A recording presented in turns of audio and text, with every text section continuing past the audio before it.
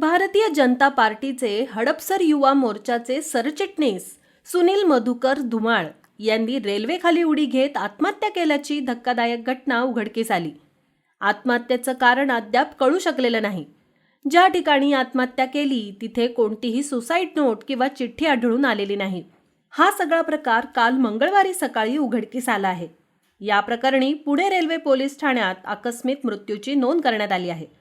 सुनील मधुकर धुमाळ वय वर्ष 35 असं आत्महत्या केलेले भाजपा सरचिटणीसचं नाव आहे. मिळालेल्या माहितीनुसार मंगळवारी सकाळी हडपसर रेल्वे मार्गावर एक मृतदेह आढळून आला होता.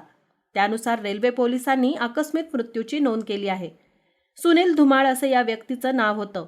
प्राथमिक माहितीनुसार सुनील यांनी आत्महत्या केल्याचा अंदाज वर्तवला जात आहे. सुनील धुमाळ हे भारतीय जनता पार्टीचे हडपसर युवा मोर्चाचे सरचिटणीस या पदावर काम करत होते.